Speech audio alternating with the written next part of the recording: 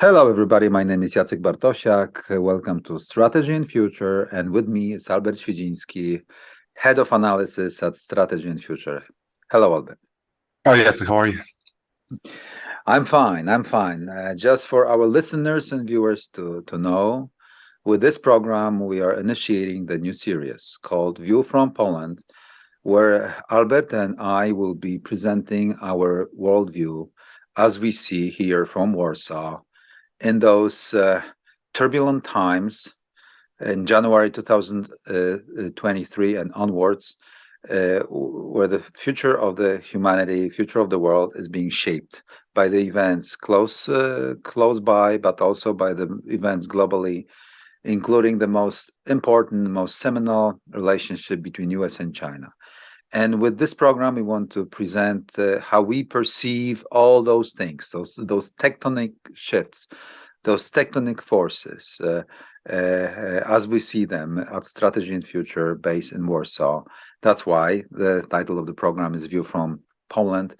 Today, we will start with our model, how we see the world events, how we try to predict the future, how we structure our perspective, so that going forward from this program, we have a sort of a common language, and our listeners and viewers could understand why we see certain things in this or another way.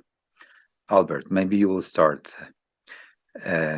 from explaining the concept of strategic flows, the place of Europe in the global system, and the filter of the U.S. global military presence. Let's get started from this point. Look, you just tasked me with explaining phenomena that would take days for Mearsheimer or Walt, to explain in a couple of quick sentences. Look, where do I begin? We're obviously in a tectonic moment, which really has been happening for some time before Ukraine war broke out. But we're basically living through a moment where a world order that existed really from 1945 in parts of the world, and then has been extended to majority of it following 1990s and breakup of Soviet Union, has collapsed. It really has collapsed a while ago, a couple of years back, really. But no one had the audacity to state it or to say it out loud. With Putin's invasion of Ukraine, which really was, at the end of the day, his pronunciation that he believes that Russia has the right to claim a sphere of influence, and the US's refusal to provide him with one. The reality on the ground laid bare that somebody has laid challenge to the US openly. A major power has. And really, in a way, Vladimir Putin will be the person who's begun who was a midwife, so to speak, of this new world order. At the same time, it has proven that he was unable to shape the reality the way he wanted. So this is the moment we're finding ourselves in, and this is one dimension of it, but the other dimension of it is the way Europeans are trying to navigate this, especially the Western Europeans. And there is a lot of talk about, renewed transatlantic bonds, but you see that clearly those transatlantic bonds do not extend to relationship with China, vis-a-vis China. So in this way, you see that there is a growing competition between systems, so to speak. Yeah, maybe, if I could have a few comments that would synthesize a little bit before we dive into details, as you're attempting to do. Basically, we think that following the Second World War, we lived in the U.S. primacy system, for sure, where the U.S. alliance system was working. And it was based on the freedom of strategic flows, where the United States decided between the allies and themselves, at the same time containing the Soviet Union and its bloc. So within the US allies, there was a freedom of strategic flows, meaning movement of people, goods, knowledge, finance, capital, data, science, and stuff. And that created the global system where prosperity flourished. And Poland and other countries of the former Soviet bloc joined this system.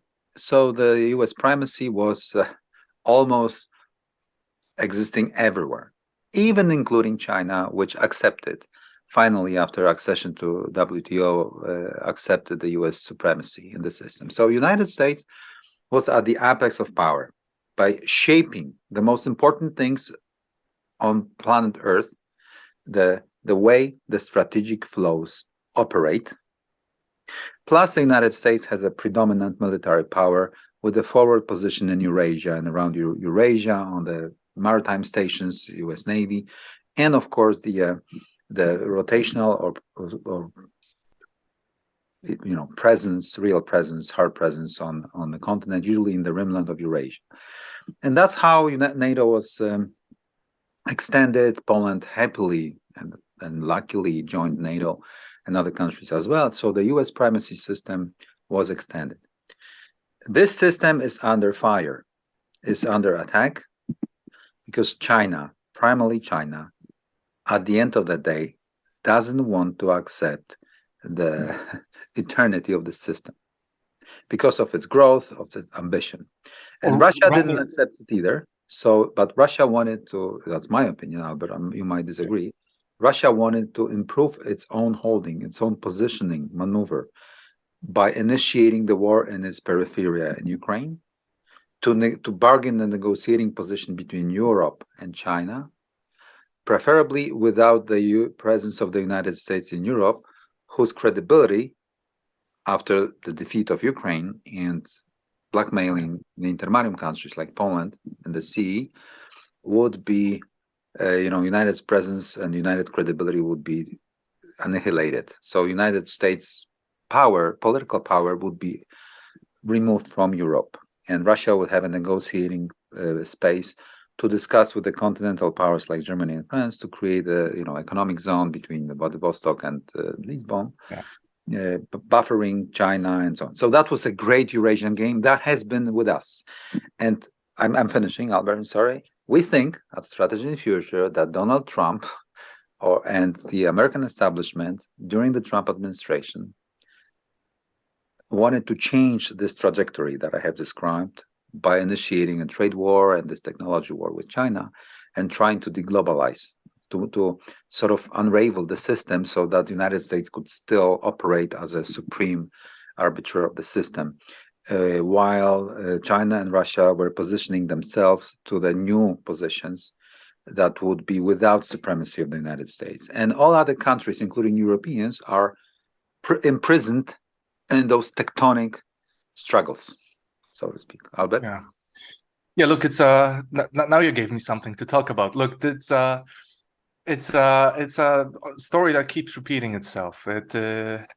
It was the case with Japan vis-a-vis the United States in the 80s and probably the end of 70s. But it was also the story between the Dutch Empire and the British, and then the British and the Germans. And the basically French, the system that the French, Napoleon times.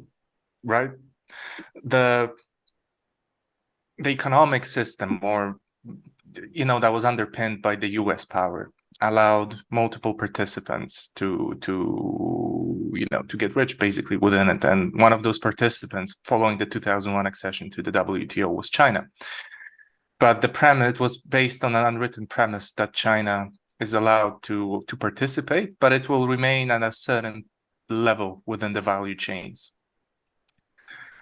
But it so happened that China, while seemingly, accepting where it is, in fact didn't, and attempted to move further and further up the value chain. And I don't think that China actually wants to destroy this system or take the US's place at its helm 1-to-1 as a hegemonic power. I think it would like to ensure, well, that's another topic, what actually China wants, but I would believe it would want to create a sort of maybe semi, so to speak, economic situation where it. But I'm not sure that we should be attached to the definition of the victory too much. Right. It's like playing Go, this Asian game. That's why it would be a mistake to think of Chinese goals as a mirror image of what the US achieved. Exactly. I think that once you have the predominant power because of your own size and importance in the globalized system of, division of labor, supply chains, and you control, the industries of the future, like China has intended to control, AI, quantum computing, you name it, all this that, China 2025 or something. Once, and that means that you have a power to shape the direction, the volume, and the value of strategic flows. And then that's it. I mean, this is it. This is exactly it, especially if you're a sizable country like China, where its own size is powerful enough to make it happen. And then you consolidate yearly your power by just having this vague control. I can go in billions of interactions of how the world is operating according to the Chinese productivity, visions, and so on, without this formal statement that we are at the apex or something. This is it. So probably without any war, kinetic war. That was the intention of China, I think, by sheer daily interactions and this competing connectivities, with the productivity of the Chinese folks. Yeah. By, of course, abusing or utilizing the critical choke points of the globalized supply chain system. I think, so I would even shy away from trying to define what is the ultimate goal in that respect. This is a very European, very Western concept of power, like playing chess or, zero sum. You need to win, you need to form. It's more fluid, right? Sort of. Mm-hmm. And then I don't know. We inevitably end up at Crow and Eric Crow and his memorandum, right? And just for context, expand Albert, so that our viewers. So Eric Crow was a British diplomat, and during the break of centuries, the 19th and 20th century, and in 1907 he wrote a memorandum to the British king, explaining really the sources of conflict between the German Empire and the British Empire, and the way the British Empire should go around winning this contest. And he pointed out that the British position in the international system, and the British Empire was at its helm, obviously, back in the day, was that it created a system which, at the end of the day, was benevolent to all the parties involved, allowing for free trade or semi-free trade. There's always shades of gray, but it essentially permitted other states. It created an environment within which states could fairly freely engage in economic activity between one another. And this obviously this was again underpinned by the power of the Royal Navy, and it cost the British invisible. But it's like hands are here, invisible. Ocean is huge. You just need to control the in and outs of for example, Indian Ocean, and everybody knows that the British fleet is in control. Nobody's challenging it, and everything is fine. And the rules of the road, meaning the rules how strategic flows are operating, are ours, without showing daily this predominant force on land, as the land empires have to do daily, where people live and their interactions. You need to send infantry patrols, every 10 minutes to show your presence. It's not the case of the world ocean. Right. Yeah, that is a big difference there. So it's liberal. It's liberal. This power is liberal. Is invisible. It's there, but it seems friendly. Yeah.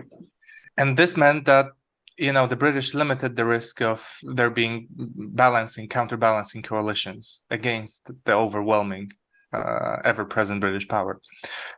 The moment the British decided that the growing German industry and growing German prowess is a threat to them, and remember there were talks about the Berlin-Baghdad railway back in the day. Again, a land empire, by default, by definition, this is what land empires do. Both states were put on a trajectory towards a clash. And again, the key here is that if a maritime power wants to keep its position, it must do so by synchronizing its interests with the interests of the general international public. Yes, I mean countries that want to use the world ocean as a highway of free goods, right? Yeah. To prosper, to live. Right. And the lesson from the Crow Memorandum, if I may, Albert, is just the sea power, the sea hegemony of the British, and later on the Americans, should be hinged upon this feeling of freedom of movement, of strategic flows. Right. And just this great power of United States or UK should only be behind the curtains. Everybody knows that this is a giant, but it doesn't exercise its power by blockading the freedom of strategic flows, by curtailing it. So liberal power, liberal trade, and free movement of goods, so that there is no balancing coalition against the predominant power to stop the flows. So once the continental countries realize that the British or the Americans seem that they have a power to block the prosperity by, using this preponderant sea hegemony of, removing you from the high seas, then there is always war because of the balancing coalition. And this is exactly what at Strategy&Future we think is the foundation of the global system. And we fear that, if I hope I can use this word, Albert, correct me if I'm wrong, that the movement of deglobalization initiated not by the middle class people that were out of it, but the America, is undermining the Erie Crow Memorandum. Oh yeah. I mean, it obviously proposing an alternative, by the way.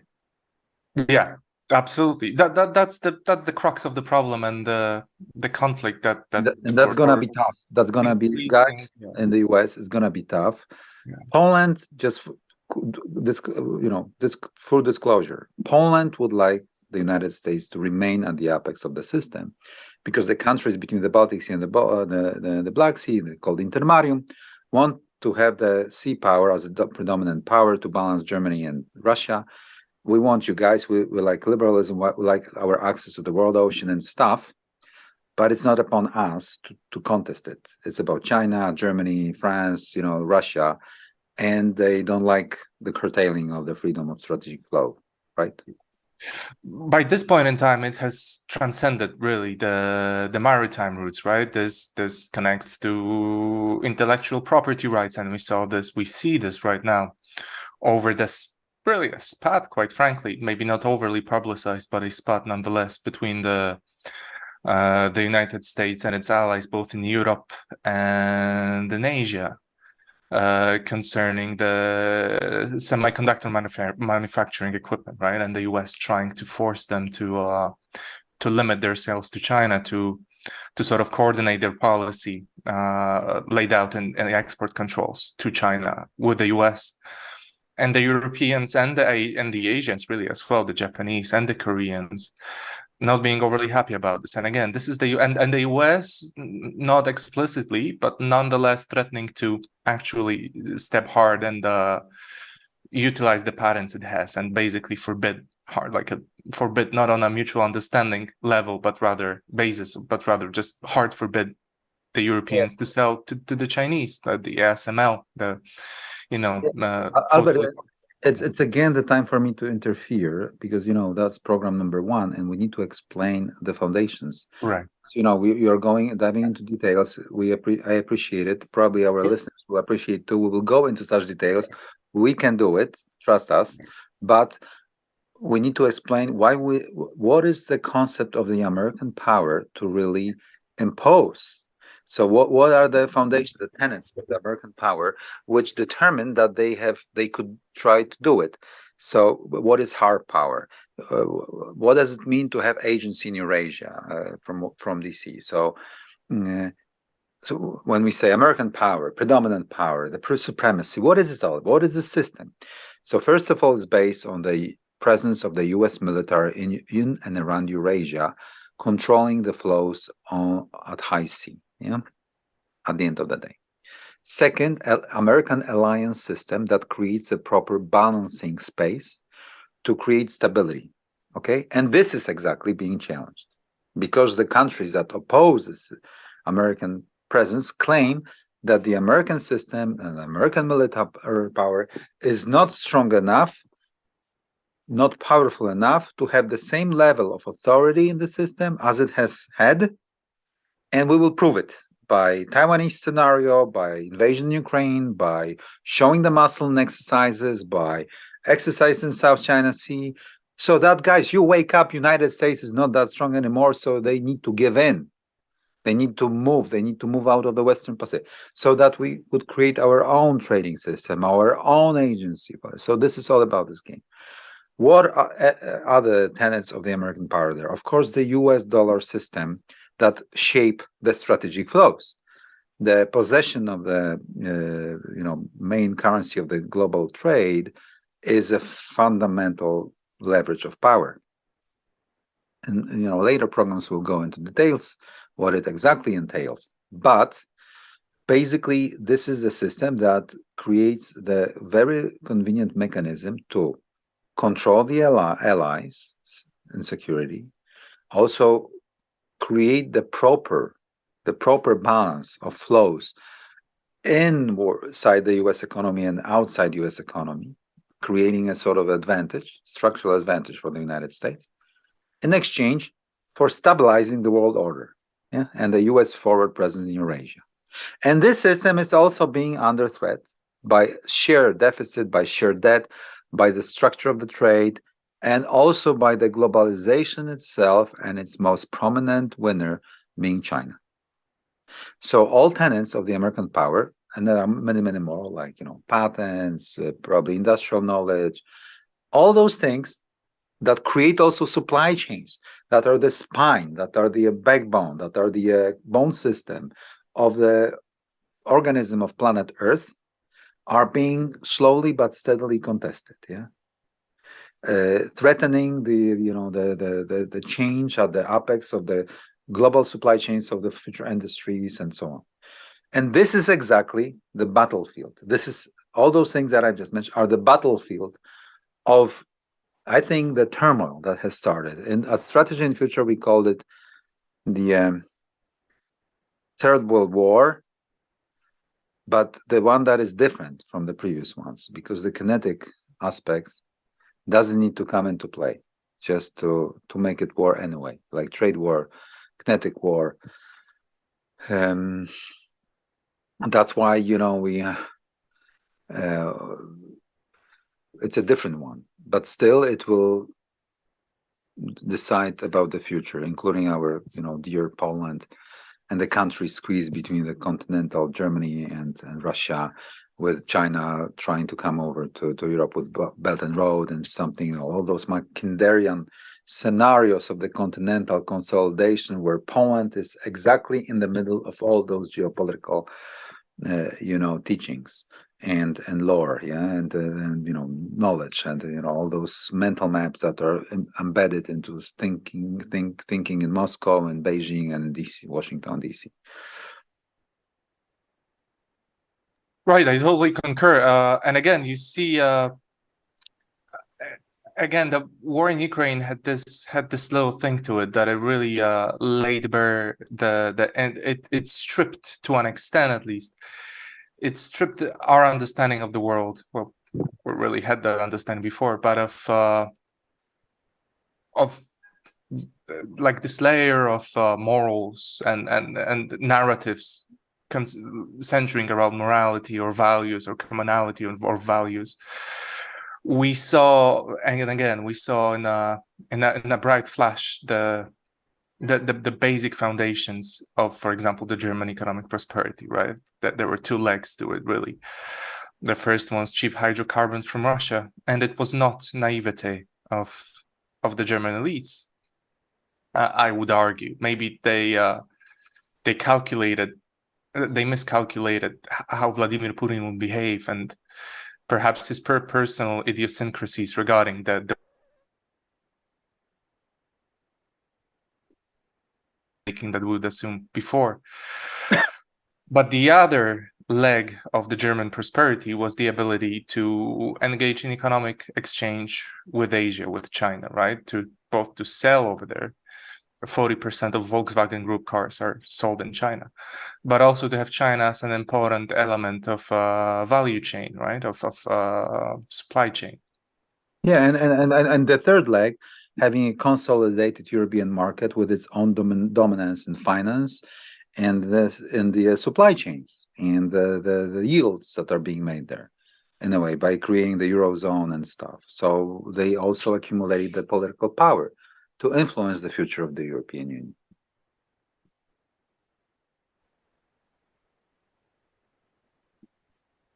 So those were basically the three really legs of European and prosperity, which was led, and Europe being led by Germany and its ability to consolidate the market to again attempt to at a federal project in Europe.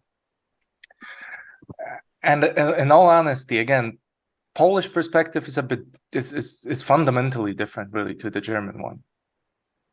But it's looking at things from the German perspective, it's completely understandable why they aren't willing to dive headfirst into this contest the US has launched, because really it was the US launching the contest more than anyone else, vis-a-vis China and the global, effort to globalize. Right. Again, and it's a side thought, but in a way, you could argue that there are really two hard revisionist powers right now in the world. The one is obviously Russia, not willing to accept the place it was bestowed upon it in the international system. But the other one, especially in the Western Pacific, is the United States. To a large extent, China would prefer the system to continue and would even prefer it to be still underpinned by the US power, as long as it remains benevolent. It would give China the ability to trade freely with the world and, exploit its competitive advantages vis-a-vis the United States to get richer and richer and richer and improve its position in value chains. Europeans, however, especially the Germans, the west of Europe, is very far from revisionist. It would really like to keep the international system the way it worked. It is the only way really for it to preserve its prosperity in the face of rising costs, the labor costs, right? Losing some competitive advantages. So while we saw this, I think, driven partially by emotional response and the need to cater to the societal response to the war. So we saw this surge of pro-Atlanticist thinking in Europe. We now see this clearly subsiding in the Western Europe.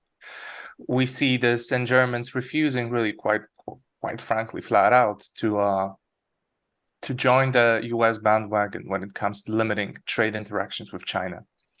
We see this in the French, and if you compare it in French speaking about strategic sovereignty of Europe. And again, mind you, strategic sovereignty of Europe does not mean that the Europeans, the strategically sovereign Europe, will coordinate its foreign policy with the US. It could be quite the opposite. And by the way, if you read de Gaulle speeches from the 60s, this is exactly what Macron's been saying. Of course, de Gaulle had a completely different pedigree to President Macron. Was a different caliber of a leader, so to speak. But the idea remains the same. So the Europeans are very far from willing to accept the rules of the road that the US is now trying to lay out, and understandably so. Western Europeans. Yeah, because with the Russian hydrocarbons gone for the foreseeable future, again, I do believe the Germans will angle hard to go back to status quo ante bellum, and this was stated openly by Scholz and other politicians, right? That all it takes for the old order to set back in is the Russians withdrawing their troops from Ukraine, which is quite absurd, by the way, both from constructivist standpoint and realist standpoint. From constructivist standpoint, the idea that you can launch a war of aggression in the 21st century, launch a massive campaign directed at the civilian population, really, and then don't even get a slap on the wrist, just immediately go back to business as usual, is obviously an invitation to any country to repeat it, just be more successful. And that, basically that would be the only mistake that the Russians have made. So from constructivist standpoint, and I thought European Union is quite constructivist and it's thinking about the world, at least outwardly, it's absurd. From realist standpoint, it's absurd as well, because Russia, again, what Russia wanted to do, how it wanted to portray itself, is an indispensable element of international security architecture in Europe, right?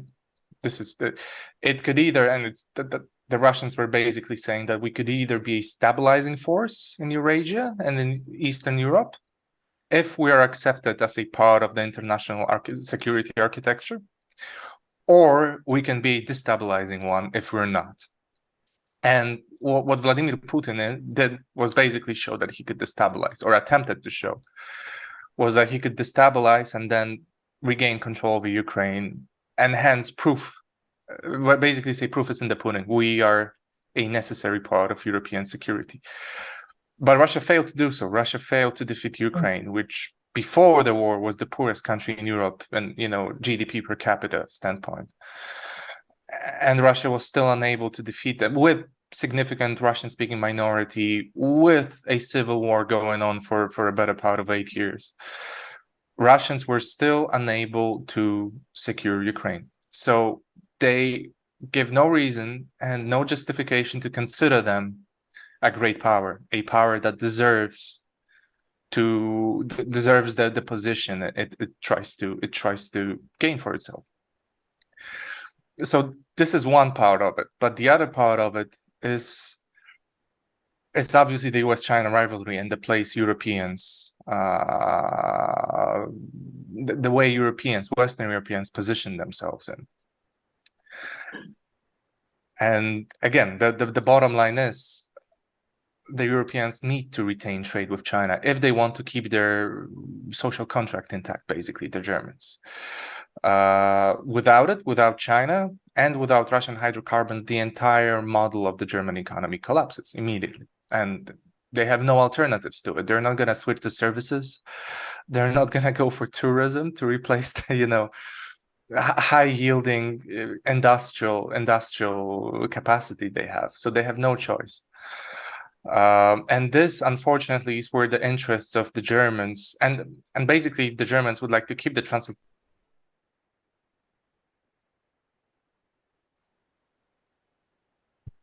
This is basically where you're at a crossroads when you're Germany, because you cannot possibly conform to what the what the Americans want from you.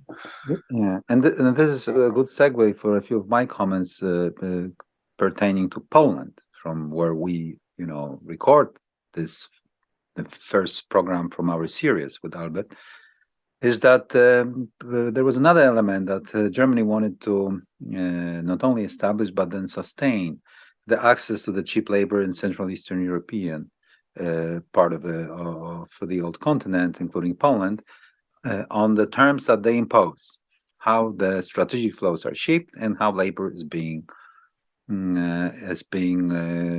also shaped, and the terms of exchange, labor against capital or something. And what is happening in Ukraine is can be likened to the mutiny of the peripheria, where not only Russia is being, for good, hopefully, so transatlantic relations and the way how Germany views, and this is a good moment, it's a good segue to very briefly, because in future programs we'll define it in more detail. Yeah, I'll try to define the Polish perspective, because we've been right now with Albert, we've been discussing global issues, how different angles of perspectives, but it's a good moment in program number 1 to establish the Polish interest. So first of all, we have been happy with the US supremacy. And the system was liberal, was benevolent, was good for strategic flows.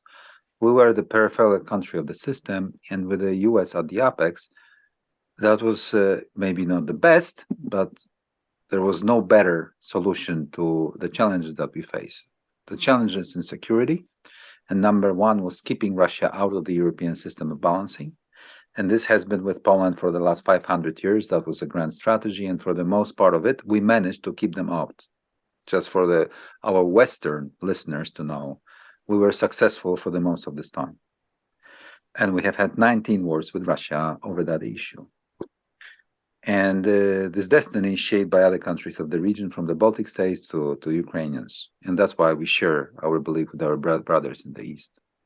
This is called the intermarium strategy, the distinct geopolitical concept that keeps Russia at bay, out of the European system balancing. That was demolished with the Napoleonic era, maybe 7 years war, maybe worse with Sweden. The historians will be arguing about it, discussing it. But anyway, we are returning to the main default of the European continent. And this has not been taught at the Western schools of strategists over the last 200 years. So that's something new, and we want to stress it. So that's how we are, we raise our kids here, and how we view the world, with the intermarium as one of the main geopolitical entities in Europe.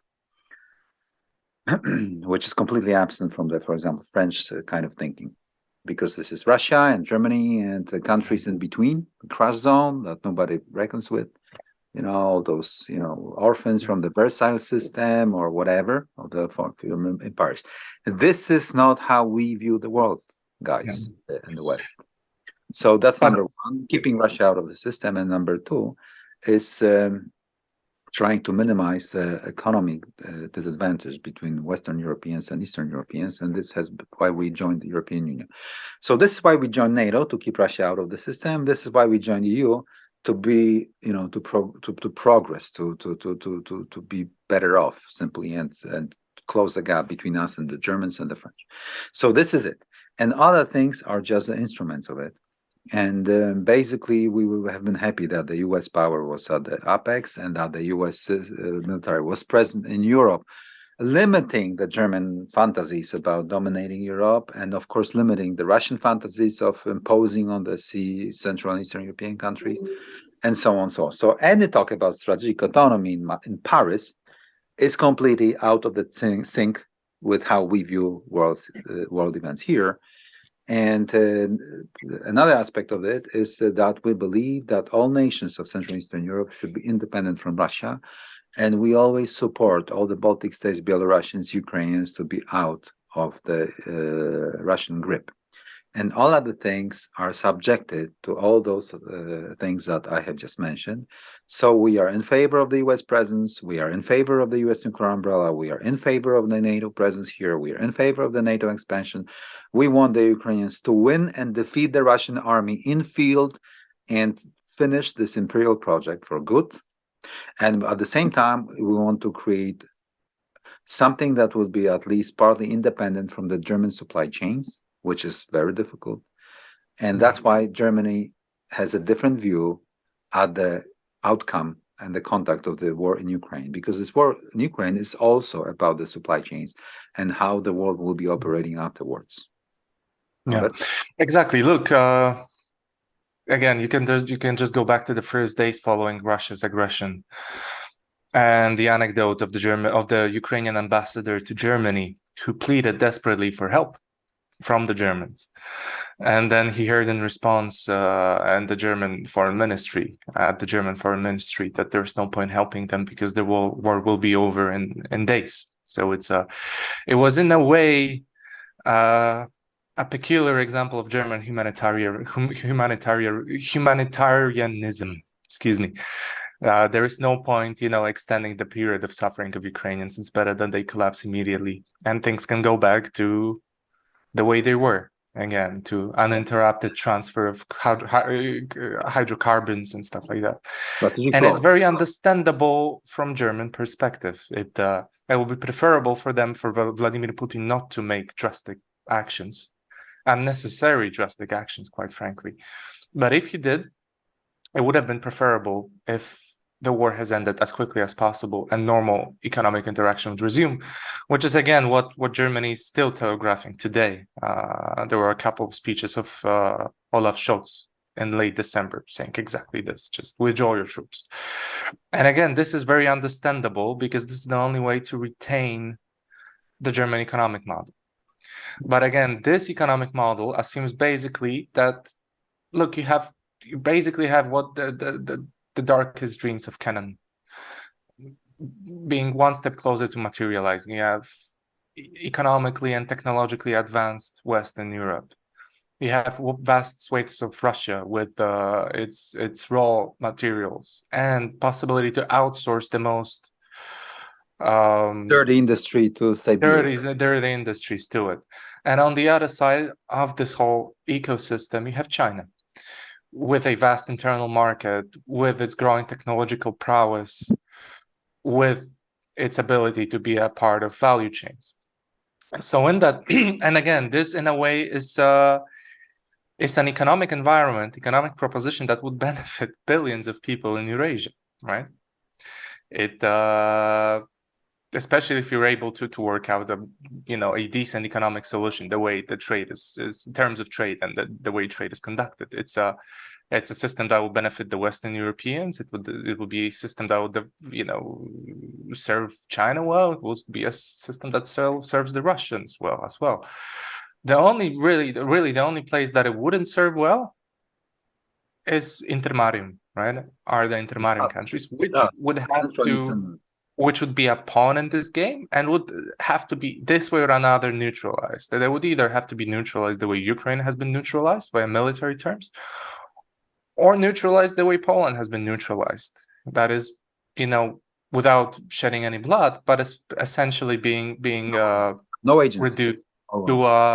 reduced to a semi-periphery, to borrow from Wallerstein. No industry, no nuclear energy, no military. And this system that will benefit billions upon billions of people in Eurasia, objectively speaking, is a system in which the US is undesired and destabilizing influence, right? There is no need for US trying to force its view of economic relations between the world and China. There is just no need for that, right? The only place, and this is why you could see Macron being so enthusiastic about strategic sovereignty of the European Union. And by the way, just like de Gaulle, when Macron is speaking of European interests, he means French interests. This is just the way the French operate, the way their vernacular operates, and that's perfectly fine. Makes sense. But basically, this proposition leaves no place for the US to be here as a destabilizing element that really ruins great business plan at the end of the day for the people of Eurasia. So the only place that the US is really needed in Europe is over here. But this also means that the US cannot really afford the way it thought it could. And again, the war laid bare where the Germans' interests lie, and what is the economic rationale, really based on any emotional calculations, just economic calculations and economic rationale lies. The war laid it bare. But that means that the idea that the US could, and I'm not saying this because I want to pitch this idea, even though it's shaky, I really think that's the case. The US cannot afford to prioritize the Western Pacific the way it thought it could. And with all this pivot to Asia, with their battle concept, with all that we have been hearing and a strategy and future investigating for the last 8 years. Yeah. This joint between Heartland and Rimland is just as important. You cannot afford it, because again, if you allow if you assume the Europeans will sort of stay course, and not decide that they are not willing to give up their prosperity for the US's sake, which they wanted, which is absurd. And this is the kind of strategic narcissism that McMaster spoke about. If you don't believe that the Europeans will give up their prosperity so that the US can retain its primacy, and that the Europeans give up their prosperity for it, then you cannot afford to do offshore balancing and over the horizon presence over here. You cannot do that over here, because once you do, you can try, but it will not be effective. It will not, so to speak, it won't work.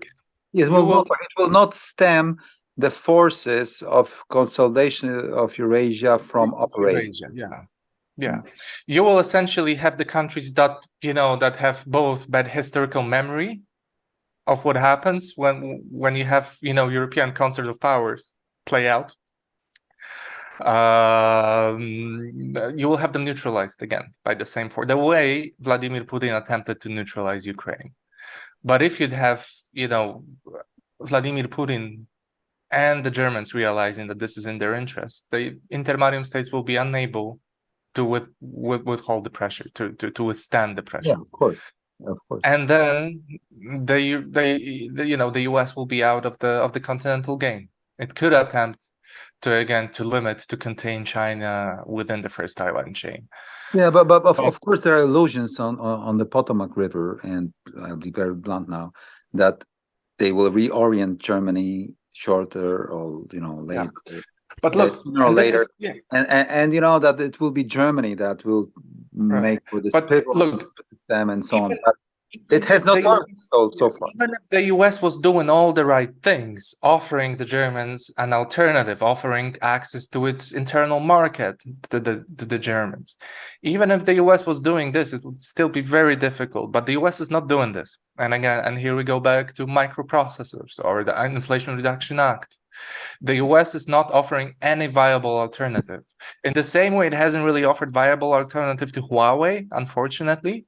And again, the connectivity and the productivity gains that the Chinese technology promises, that the US is trying to block Huawei, but it's not offering alternatives to it, which is a strategy that is doomed to fail. In the same way, the US on a grander scale is not offering an alternative to lucrative trade with China. I think because it cannot, but it also is not making an attempt to. But at the same time, US in a way is winning the war against Russia by efforts of Ukrainians and its own supply. So it's a very mixed bag, but it's true, gentlemen and ladies that are watching us, it's a very mixed, a very complex thing. We have just touched the surface of all its issues, but we promise we'll get deeper and dive deeper into the following episodes of our series. We will talk about war in Ukraine. We will talk about the operational concepts, hard military, the mass against precision, against other things. We will talk about intermarium, the European Union continent against the world ocean. We'll talk about US and China, microprocessors, about the AI, different things. So there will be many angles, there will be many issues, many domains. We'll even talk about space contest, space race that has been launched also. We'll be talking about technology. All you will find at Strategy and Future, including our series with Albert that we have just initiated. We just wanted to start from something by giving you the perspective as viewed from Warsaw, from where we sit today, from the interests of our country, Poland, so often not known globally or neglected. But we have our own indigenous strategic thinking as well, and we have shared some aspects of that with you guys, also using the names and the notions known in the world's knowledge of strategy and stuff. We think in Warsaw that Poland and the region is at the turning point, alongside with the US being at the crossroads, and the history of the humanity is being written now down also in Ukraine and elsewhere. This is just the beginning of the turmoil that the world is descending into. Albert, some finishing thought or comment? No, sir. Sounds good. Okay. So good so far. Meanwhile, thank you for watching us, and looking forward to having a chance to presenting our views in the future episodes as well. Thank you very much. Stay with us at Strategy and Future. Thank you, Albert. Thank you.